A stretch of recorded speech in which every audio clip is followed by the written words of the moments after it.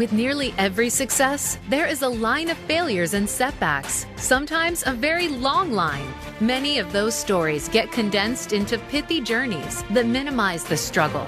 That's where From the Ashes with Mark Azoulay comes in. On today's show, you'll hear honest conversations about triumph and disaster that Mark's guests faced and how they overcame the adversity to shine. Now, here's your host, Mark Azoulay. Welcome to From the Ashes. I'm your host, Mark Azoulay. I'm sitting here with Dr. Juliea Bain, who you've done a ton of different things. I was reviewing your biography, and you are just all over the place. You've been... Thank you for having me. Yeah, personal trainer, a coach. You've had a TV show for a while, done counseling work. It's incredible. Thank you so much. And during the pandemic, I did write the book I've been wanting to write for a long, long time. So life is good. Right. Yeah. Tell us a little about the book, Becoming the Sheriff of Meatown. Well, I wrote it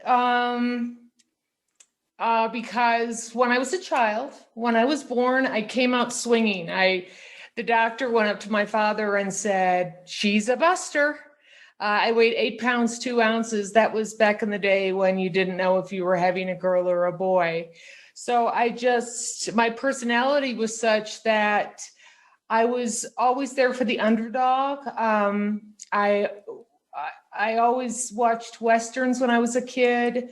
I wanted to be a voice for the voiceless. And I was a pretty tough kid. And so when I would walk into the bathroom and a girl was surrounded by other girls and she was being bullied, I just said, get out of here or somebody's going to get hurt, and it's not going to be her.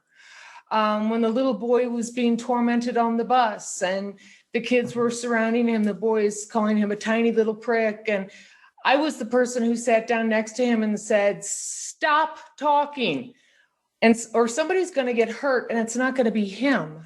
So, I just have never tolerated violence in any way, shape, or form from childhood on, and grew up to do research and write a dissertation and write a violence policy for the city of Albuquerque, and just wanting people to understand you are never alone.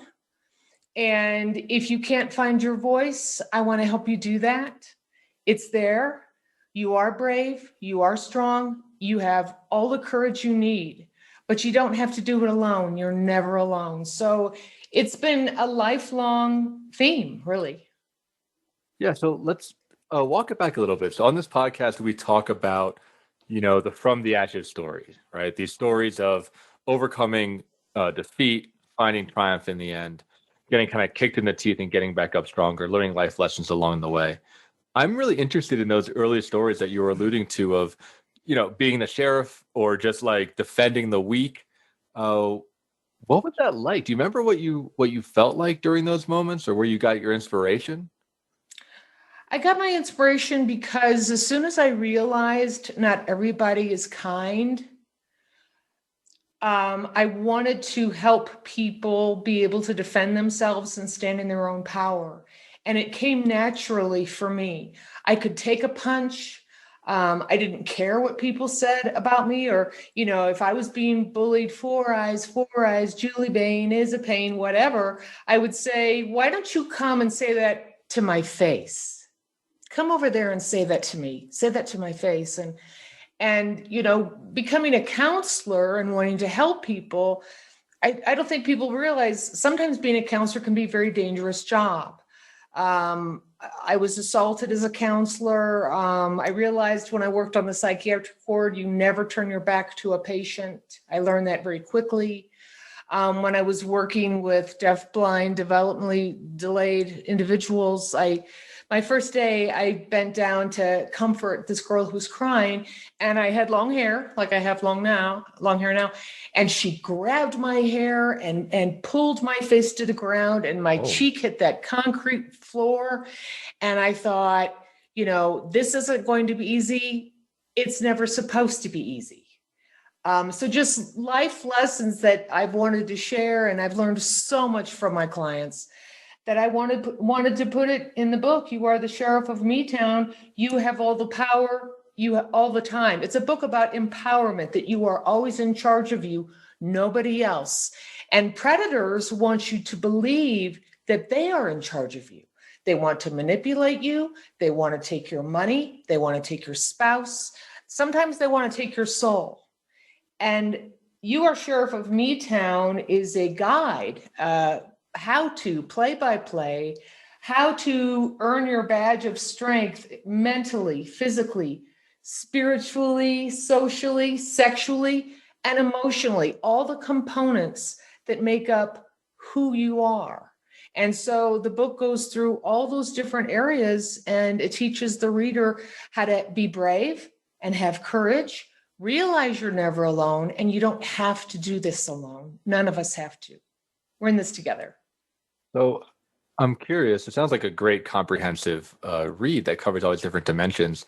Do you have an example from your life where you had to step up and own one of these dimensions, or was it just natural? Did you kind of always live this way? I've been challenged by predators and violent people my whole life.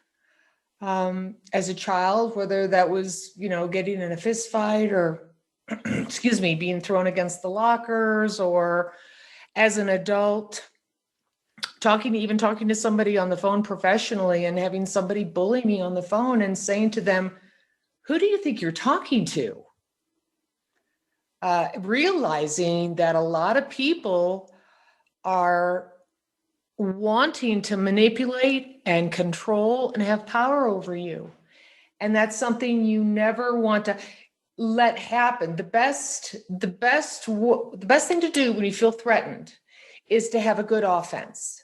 The last thing you want to do if you're a domestic violence survivor, if you're being bullied, if you're at work, wherever you are, you don't want to go like this and cover your head and say, "Oh, please don't hurt me." You want to stand strong and stick your chest out and be able to say, "I'm going on the offense. I am not going to let you harm me in any way, shape, or form." So the best thing to do is have the courage to go on the offense and not become a victim. What helped you to find that courage in your life? I had a wonderful, wonderful dad, and he taught me that I had worth simply because I had been born, and loved me unconditionally. He was a brilliant man. He was hilariously funny, and he was my greatest cheerleader. And I remember asking him as I got a little older, I would say, "Daddy, why do people tell me terrible things about what their uncle did to them at night in their room? Or why do people tell me that their mom got a black eye because their dad hit them? Why do people tell me that?" And he just looked at me and smiled and said, "Julia, you are a really good audience. You're a really good audience. You not only listen, but you pay attention to people with your whole body, and you care, and you want to help." And he said, "I think that's why these, people and friends and even strangers confide in you, because you're non-judgmental and you want to be able to help them, and you want them to know that they're not alone." And I used to watch Westerns when I was a kid. My bike was my horse. I grew up in St. Louis, so there was no pony for me for Christmas. Okay. I had guns and knives, and I used to climb in the tree, and I'd position, different dolls in front of different guns and stuff, and just guard the yard. And I just had this natural tendency to want to help people be safe. And, as I aged and I got tougher, when I wrote the violence policy for the city, and I was teaching a room full of over 100 men, crammed in this little room, and I started talking about the violence policy, this one gentleman looked at me and he said, "So, if I rape you, have I violated the policy?" Damn. And and I just looked at him and I just said, "Yeah, that would be a violation." What do you say? Yeah, like how do you stand up to that? Well, first of all, I don't care what people think about me personally, because if you don't like me or if you mistreat me, you can't take anything from me. I belong to me. I do not belong to you. And you may try to jar me or frighten me or intimidate me, and it's not going to work. So I just, when he said that, I just thought to myself, oh, what a jerk, what a jerk. But I certainly didn't take it personally. And one of the things I talk about in the book is how not to take cruelty and perpetrators and people trying to manipulate you personally. You can't take it personally. You have to stand in your own power, and you have to have certain scripts and defenses so that you are ready to roll. Yeah, I get so interested in, the perpetrator mentality. I used to work in the criminal justice system as a therapist when I first started my career, mainly with, substance abuse crimes and things like that, possession, drug dealing, et cetera, et cetera. And I'm curious, from your perspective, where do you think that comes from? Right? The mentality of somebody who is an abuser, who is a perpetrator, or, who is violent. What's going on the other side of the coin? Well, there are a variety of reasons. One of the reasons is a sense of entitlement. I have the right to treat you this way. I have a right to be cruel to you. I have a right to do anything to you I want. And that sense of entitlement within the perpetrator's personality gives them permission to rape and abuse women and children, and men too. And, sociopaths and psychopaths do not own a conscience. They're not like you and me. They don't care at all about you, your feelings, your future, your well-being. All they want to do is take what you have and make it their own. And if they leave you, on the ground bleeding to death, well, so be it. It's a different type of brain. It's a different type of personality that doesn't have the kind of values that we have about empathy and caring and kindness. It's not that kind of a person. It's the kind of person who, like I said, that sense of entitlement and a willingness to be cruel and watch other people suffer and not feel any emotion about it in terms of sympathy or sorrow. It's just a cruel, horrible person. And they're out there. And, when I was a kid and I realized that those people existed, I just made the decision, and I watched Westerns, and I saw the sheriff take care of the town and defend the people. I just said to myself, you know what? Not on my watch. Not on my watch. Not as long as I have one more breath to take. Am I going to let this happen around me? And when I realized the 1 billion rising movement, that 1 billion, that's billion with a B, women on this planet are raped and beaten.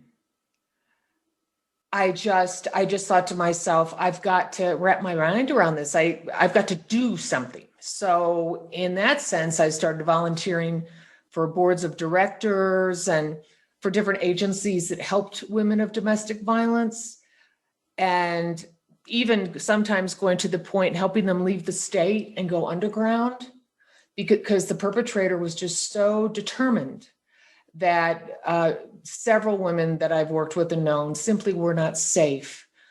They had to go underground. And you really played an active role in that. Yeah, absolutely. Absolutely. And, when we come back, I had a client one time tell me she prepared dinner for her husband, ice cold beer, all the kids bathed, ready to eat for dinner. Beautiful, piping hot enchiladas, fresh tortillas. He comes in from work and he takes it and he throws it all onto the ground and screams, "I wanted beans and chili. Now clean this up and make me what I want." And I told her, I said, you know what you call that kind of person? And she said, what? And I said, a psychopath. You are married to a psychopath. That level of cruelty. And of course, he would beat her and rape her later. But that type of cruelty exists. And unfortunately, it's epidemic. And we all need to step up and help each other out, step in when we see somebody being bullied or abused or hurt. And I'm going to talk about that in the second segment about what you can do to help intervene when someone is being bullied or threatened. Because I believe we have an obligation to help people who haven't found their voice yet, cannot stand in their power yet. They need us. They need our help. Move into our second segment. We'll talk more about that, about what you can do. We'll talk about, psychopathy, nature of evil, some great topics here. So stay tuned and we'll catch you on the other end of the commercial break. Become our friend on Facebook. Post your thoughts about our shows and network on our timeline. Visit facebook.com/Voice America. In Mark's work with high performers and business owners, it is becoming increasingly clear to him that their biggest obstacle to success is themselves. They are the experts in their field, but are dragged down by their anxiety, poor time management, inability to focus, or self-sabotage. His role is to help you overcome these emotional and organizational issues so that you can truly excel in your business and your personal life.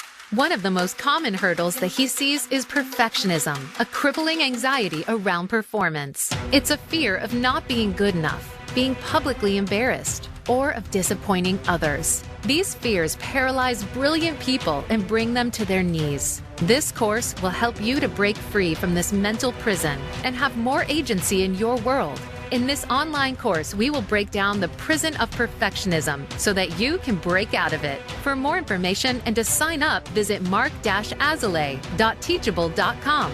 That's Mark, MARC-Azalea, AZOULAY.teachable.com.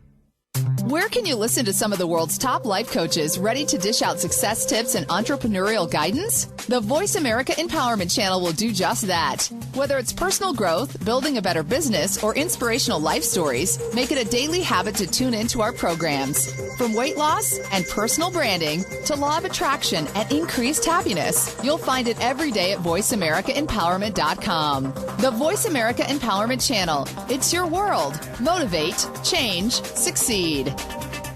Our thoughts and feelings not only affect our own lives, but the lives of everyone around us. Find new meanings of love, authentic expressions, and better connections with the people in your life. Tune in to Love Light with Dr. Jean Marie Farish. This program will feature guests and discuss ideas that will bring a better life to you. When you find this perspective on love, it will change everything. Listen live every Friday at 12 noon Eastern Time and 9 a.m. Pacific Time on the Voice America Empowerment Channel. It's your world. Motivate, change, succeed. VoiceAmericaEmpowerment.com.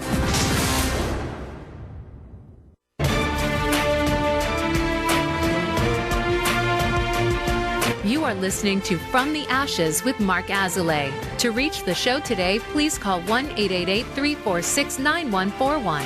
That's 1-888-346-9141. Or send an email to podcast@mark-azalea.com. Now back to From the Ashes. Welcome back to From the Ashes. We were hearing some fantastic stories, Julia, about your life. I just had this image of you, you're telling about dressing up as a sheriff, right? Poking out, like defending your front yard, and how that culminated in you, really fighting for the weak and fighting for, the underdog out there.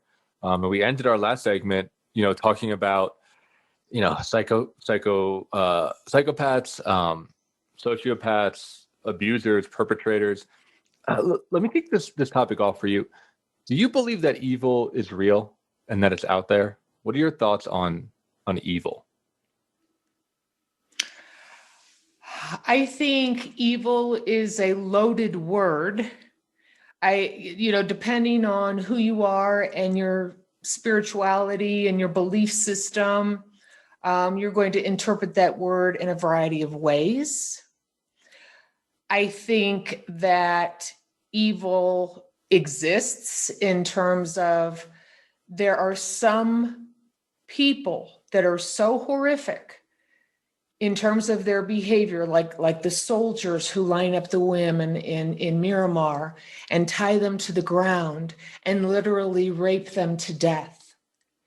Is that evil? Well, it certainly doesn't seem human to me. It's hard to accept that a human being could do something like that to another human being.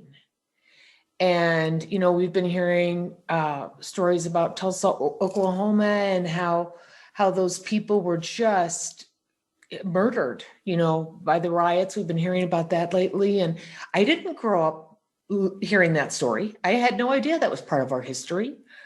And so I guess the answer is yes. I will call someone evil when the catastrophe of what they have done to another human being is so unexplainable that a human could do that to another human being. Of course, I can call that evil, but what it truly is, also in a clinical term, I would call that person a psychopath. And if you want to call a psychopath evil, you may. They do not own a conscience. I remember when I did my social work internship at a state mental hospital, and we were given a tour about which area of the hospital we wanted to work in. And we were taken to the forensic unit and shown the office. And as we were leaving, I went to pull the door shut and it wouldn't move. And I said to the supervisor giving the tour, I said, "This door won't shut." And she said, "Oh no, it's locked open." And I said, "Why is it locked open?" And she said, "Because the social worker who worked in here a few years ago met with two patients who were not getting along on the ward, and she was mediating, and they closed the door, locked it, raped her, and killed her with their bare hands." Yikes. And so now the door is always locked open on this unit. And of course, I immediately thought to myself, I'm going to work on the substance abuse unit. I'm not coming near these people. But I remember when that happened to me, I do believe the word evil crossed my mind in terms of these aren't regular human beings. This is just unbelievably horrific. And, but it's real, and they're out there, and most of them are not institutionalized. Most of them are not in a hospital or not in a prison. They're still among us. Yeah, that's a scary thought. And what I'm hearing you say from the first segment is that to counteract that requires offense, requires some level of force, some level of assertiveness in order to feel safe from these types of forces that are out there. Is that correct? That is correct. That's absolutely true. I believe that if you feel brave and strong and have discovered your strength and practice it, I mean, we're all a work in progress. We never totally fully arrive, before we die. We're never going to quite ever get it completely. So we continue to evolve. Some days we don't feel as tough or have as much grit as other days. That's okay. That's the day you, I don't know, stay home in your jammies and pop some popcorn or play your guitar or hang out in the yard and do some gardening or, do some self-care. If you're not tough enough to, be out there and ready for what may ever come your way, then you need to be aware of that. But being the sheriff of Meadtown is about realizing you are in charge of every thought you think, every decision you make, every value you have, and it is you that must defend yourself. The cavalry ain't coming. Sometimes you're going to be alone. There's not going to be somebody standing right there, and you are going to have to puff up and be strong and brave and realize that I am in charge of me and I have to protect myself and defend myself. One more reason to have a good workout, to feel strong physically. Perpetrators usually don't harm people as often when they think they're going to get a fight. They're not going to jump, me, because hopefully, because I work out, I walk around like if you attack me, you're going to regret that. Just kind of like with that attitude, you don't want to go there. Mm-hmm. I'm a nice person. I don't know a stranger. I love chatting it up with people I don't know. But that being said, I'm not going to give a stranger a ride or, open my bag of things I just bought in front of somebody I don't know so that they can grab the bag or grab me. You don't want to be naive, I guess is what I'm saying. Yeah, I think what we said with the cavalry was really struck home for me. Look, I live in Boulder, Colorado, which is one of the safest towns probably on the planet. So I'm very privileged and fortunate not to have to really worry about my physical safety. Yeah, and you're some lucky. of the stories that you're telling. Yeah, it's wonderful. It's quite nice here. Yeah. That being said, I think the idea of taking responsibility for your life is really important. I remember realizing that I'm not entitled really to anything, right? I'm not entitled to success. I'm not entitled to happiness. I'm not entitled to, relationships. I'm not entitled to anything. Like if there's anything out there, I have to work and make it for myself, right? Nothing is going to be given to me. And like you said, all the time, there's no cavalry, right? There's no air support. There's nobody really in the corner, which in the beginning, it was terrifying, right? But down the line, and this is what I hear you talking about, down the line is incredibly empowering because it's like, oh, we can actually shape our own lives. We can create the life and the lifestyle and the community and the connection that we want. Absolutely. You're in charge. You're always in charge. Right. Always having choice, right? Like we always have the ability to choose. We always have the ability to choose. That being said, so much of what happens to us is by chance. The fact that you and I are sitting here, we didn't have anything to do with that. It's merely by chance. Two people came together and here you came, So yeah, with taking responsibility for your own happiness and who you are and how you are, that comes with a desire and a willingness to change, to grow, to evolve into a person and have an open heart, not only with yourself, but with life, having a willingness to travel and see other places and see how other people live. And that's where the bravery comes in. And, I remember part of the violence policy that I wrote, if somebody violated it, they came and they got to meet me, Dr. Bain at the Employee Assistance Program. And these people, a lot of them were quite dangerous. I mean, they would say things to a coworker after work, I know where you live, and I'm going to go to your house, and I'm going to kill your entire family. That's so extreme. That's so intense. And you're dealing with these people regularly, right? Because you're getting everybody who's breaking the policy into your office. Right. Well, most of the people I worked with when I worked for the city, they were fantastic.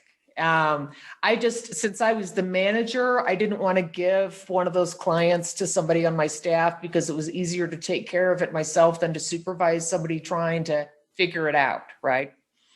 So I remember one time, and I also learned that sometimes I needed to have a security officer in the room with me, depending on the information I had about the person.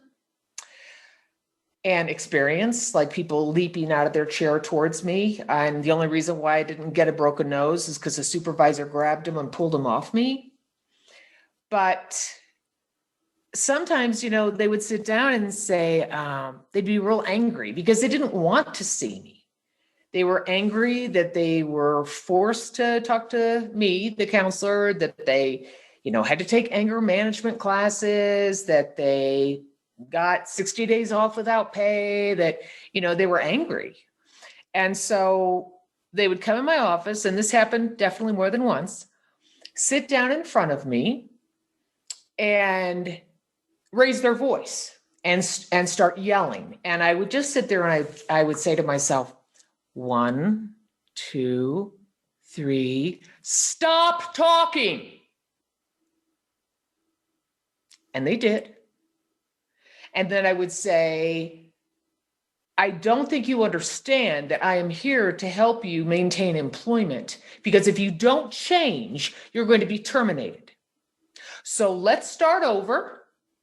And you look at me as the person who is going to help you do whatever it takes to keep your job and maintain your employment. Do you still want to work here? Do you still want your job? Cut through their anger, right, by matching the intensity. Absolutely. And standing up, right? And I just imagine, like two dogs barking at each other, right? There's like an alpha struggle, right? It's the idea of like, who's going to be the alpha here? Who's going to control the situation and who's going to control the room? Absolutely. And it's my office. Right. It's your room. Yeah. And I don't let anyone yell at me. I don't allow it. One of the chapters in my book is what are the laws of MeTown? And one of the laws of MeTown, and of course you can make up whatever laws you want for your own town, this place you live between your ears. You can make up whatever laws you want. You're the sheriff. But one of the laws in the book that I suggest is that you don't let anybody disrespect you ever, ever. Because if you allow it, you're enabling it. You're saying, okay, I am not going to tell you to stop talking. I am not going to tell you, you may not disrespect me anymore. I'm enabling it. I'm being quiet. And I'm giving you this message of, it's okay that you treat me that way because I'm allowing it. Okay? You don't want to do that. You want to have a law in MeTown that says no one may disrespect me ever. No one may shove me or push me or harm me physically or with their words. I simply don't allow it. And if they do not stop, I will remove myself from that individual or that area or whatever it takes. What would you say to somebody who's listening, they're inspired, right? They want to do this, but they don't have the self-confidence or the self-esteem or the motivation, right? They feel like, how could I ever stand up to something like that, right? How could I ever tell someone to stop talking? How could I ever, stop a violent situation from happening, right? It just seems so foreign to them. What middle step would you give them, in between, right, being the full-on sheriff versus being, a victim or an enabler or what have you? Exactly. Well, it's part of the process, and part of reading the book is it's earning what I call your power badge. And your power badge is a sheriff's star that you can imagine that you wear over your heart every day. And that star gets stronger and brighter every time you practice. What does it take for me to have mental strength? Well, it takes focus. It takes having a really good, positive, nurturing, loving narrative. What is my voice? Your show the other day, you were talking about meditation, and I was thinking to myself, what I find interesting about meditation is listening to my mind. What thoughts? We all have about 50,000 thoughts a day. What am I thinking? What am I telling myself? What is my narrative? So if you tell yourself, you can do this, you don't have to do it alone. You can develop your mental strength, and it's like doing push-ups for your brain, and you do the certain exercises I have in the book to help you do that.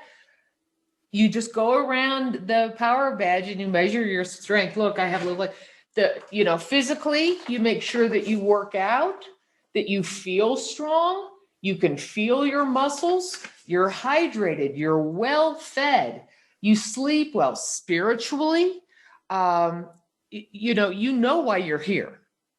You have a purpose, you have a destiny. How are you practicing your spiritual life? How close is that to you in your daily life? What does that look like for you? Your social strength. Do you have people in your life who nurture you and support you in your dreams and give you the gift of encouragement?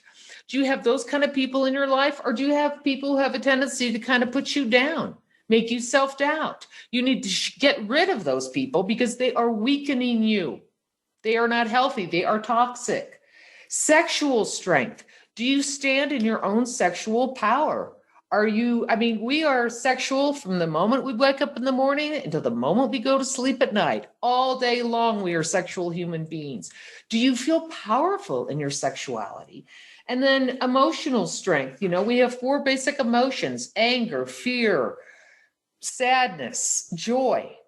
Do you feel your feelings? Do you know that your beliefs create how you feel?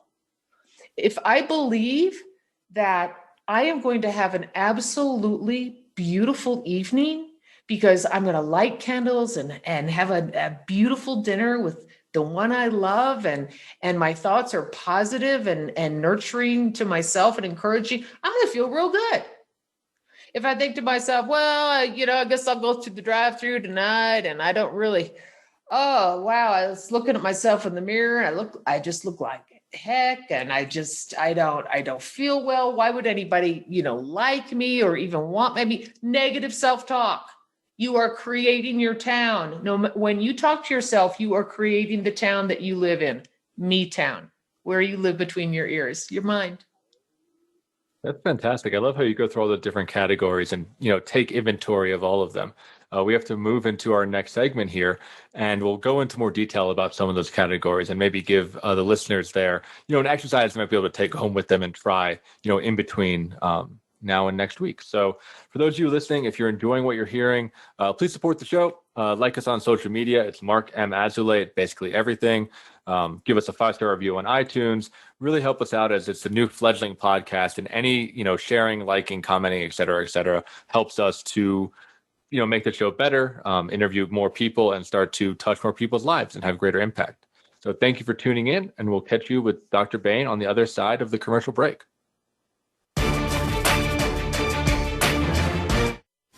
We're making it easier to listen to the Voice America Talk Radio Network live wherever you go on iPhone, BlackBerry, or Android. Download it from the Apple iTunes App Store, BlackBerry App World, or Android Market. In Mark's work with high performers and business owners, it is becoming increasingly clear to him that their biggest obstacle to success is themselves. They are the experts in their field, but are dragged down by their anxiety, poor time management, inability to focus, or self-sabotage. His role is to help you overcome these emotional and organizational issues so that you can truly excel in your business and your personal life.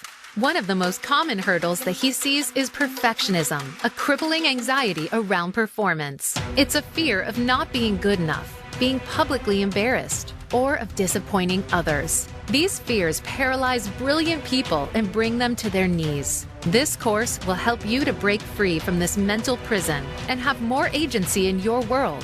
In this online course, we will break down the prison of perfectionism so that you can break out of it. For more information and to sign up, visit mark-azulay.teachable.com.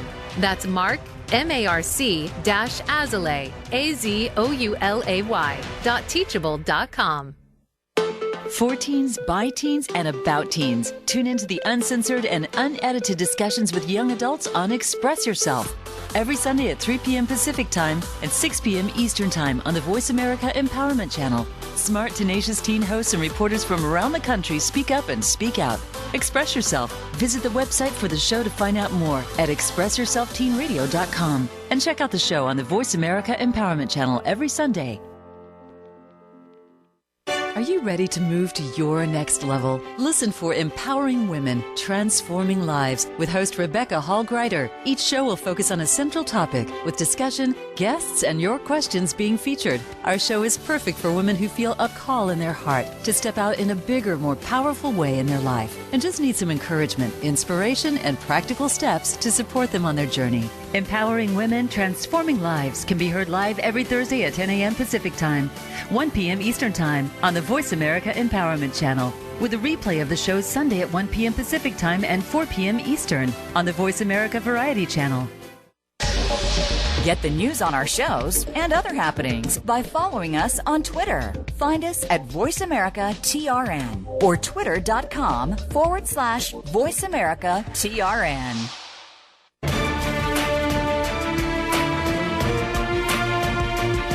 You are listening to From the Ashes with Mark Azoulay. To reach the show today, please call 1-888-346-9141.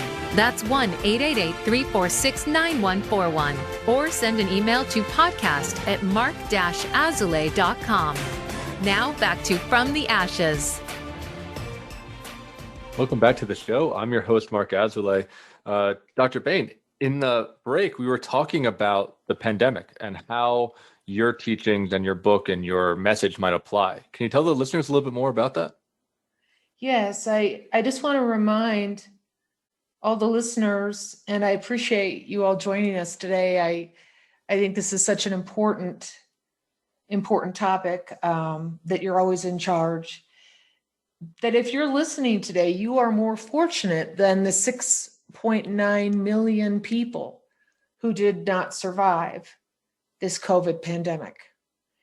And, we're talking over 900,000 United States citizens who have died during the pandemic. And I believe it changed us all.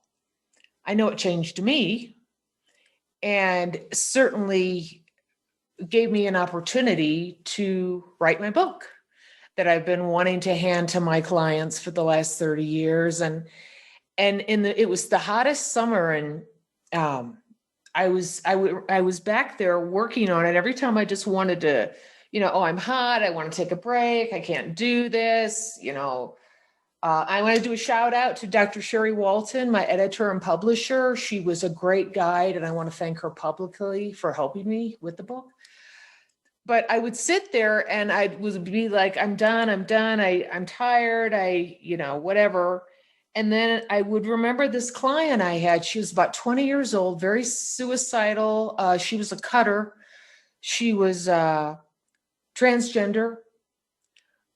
She had a lot of self-loathing. She hated herself, and she was suicidal most of the time. And during one of our last sessions, I said, I wish I could hand you my book.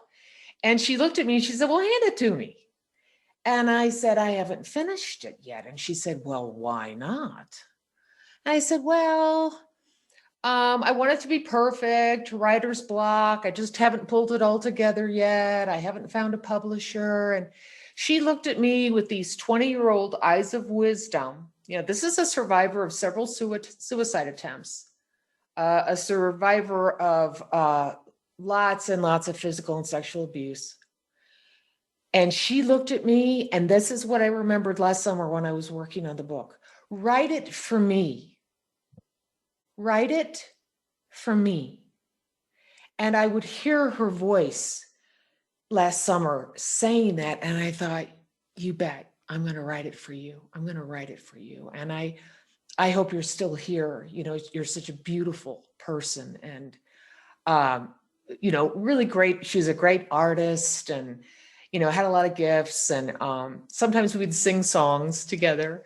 I use music therapy with people. I'll be giving a talk, or I might even be on, doing anything, and I just burst into song. Maybe I'll burst into my song that I wrote for my Me Town business before we say goodbye. But music therapy is a great way to change up your mood and, get you onto a different page. But anyway, long story short, you can change. You can change. And sometimes it feels so enormous, but you don't have to do it alone.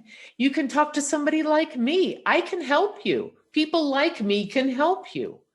And you're not stuck. You're not broken. You're not wrong. There is nothing wrong with you. You just need to start using some tools you haven't used before. You need to start with the positive self-talk. You need to, realize, in terms of your sexual health, one of my favorite expressions is sex is perfect with the perfect person. It pretty much all boils down to that. If you are with someone who respects you and wants to be intimate with you, and you want to share your body with that person, it's perfect. If that person is a good, nice, wonderful, loving, somebody's going to treat you with respect. In the book, I do address how sometimes sexual health might mean that you're having sexual activity with somebody, and you might have to say, we need to stop this now, right now. Totally. Yeah. Right.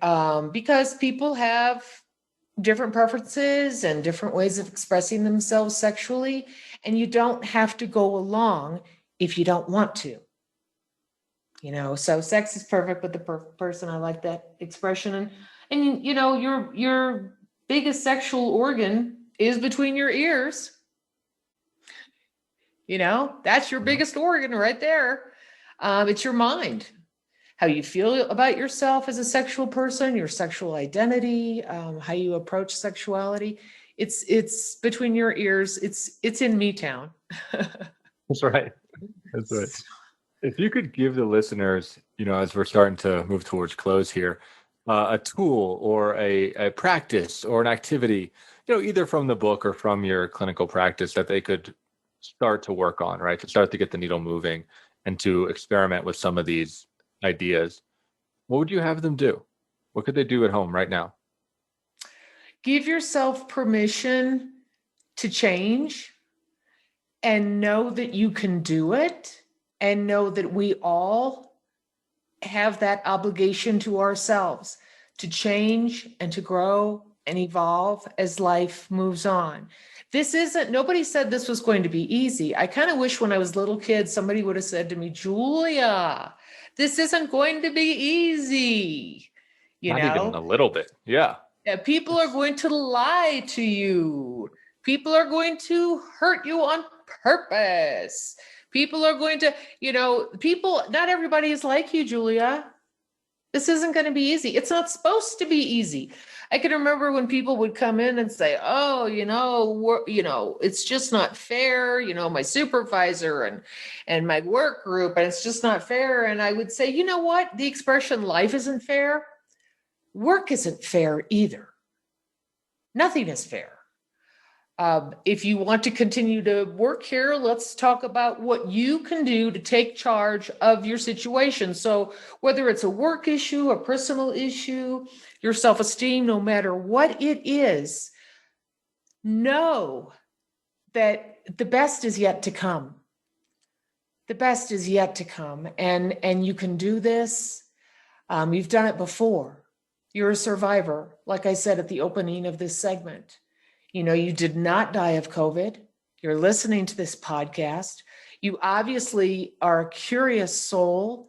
You want to be strong. You want to feel good in your skin, and you can do it. And you don't have to do it alone. And my book, You Are the Sheriff of Me Town, where you have all the power, takes you step by step by step and asks you questions, to ask yourself, what do I want versus what do I need? What are my values? How do I make decisions? Who am I?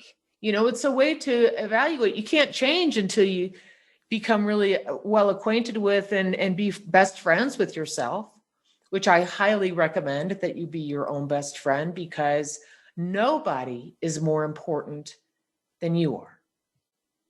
I think that's an incredible practice. Something that I used to do in my own life as well was learn how to be my own best friend and learn how to keep myself company. And it's something that I see, like in me and the people that I work with, how common it is, how trouble we have being alone. We don't know what to do. We don't know even who we are. Exactly. And healing from past hurts. Nobody wants to live in the past. So how do you do that? How do you get out of there? And in terms of practical tips, I do want to tell the audience ways to help if you witness violence or bullying. Okay. Take action. You introduce yourself to the target. So you walk up to the person and you say, "Hi, I'm Juliea Bain. You look like you might be in trouble. Can I help you?" You offer support and actively listen and say, "Do you need my help? Do you want my help? Because I can help you. I can get you out of this situation." Ignore the aggressor. Do not look at that man or that person. Ignore them. You're concentrating on the target. Use your body language, stand strong, and then invite the target to join you in leaving. Do you want to come with me? We can go inside here and go get a coffee. We can step over here. Do you want to come with me? Do you want to come with me? And invite them into your world. And then get them farther away from the aggressor and say, "Do we need to call 911? Who is this person? How do you want it? What do you want to do from here?" Well, those are some really great tips. And I'm sure that there's more detail in the book. As we're wrapping up our show here, can you tell people where they might be able to find you? They wanted more information. Absolutely. My website is metown.com. And you can check out my website and also my book. Ta-da! I'm so excited. I want you to read it. You can find it on Amazon. You Are the Sheriff of Metown, where you have all the power. It is on Amazon. It's on Books A Million, Walmart, wherever, Barnes & Noble, wherever good books are sold, you can get my book. I do have a YouTube channel, which I've been ignoring, but I do have one. And I want to pay more attention to that. My email, jbain363@gmail.com. Shoot me an email. I'd love to hear from you. You are not alone. You are never alone. You can do this. I don't want you to give up. I don't want you to give up. You can do this, whether it's calling 911, a crisis line, a counselor, the fire department, anybody. The pain will pass. You can do it. You're never alone. And I thank your listeners for being so tough and so strong and getting up every day and facing the world. That takes guts. So you already are brave. Just acknowledge it for yourself and, surround yourself with good people and, enjoy life, laugh. Thank you so much for being on the show. It's fantastic. For those of you listening, tune in next week for more stories of triumph and defeat. Thank you, Dr. Bain, and we'll see you on a future episode. Thank you, Mark. Bye.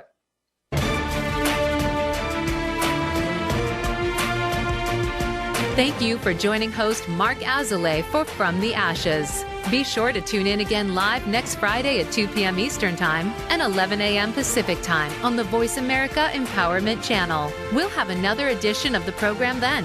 Meet triumph and disaster and treat those two imposters the same. Until next time.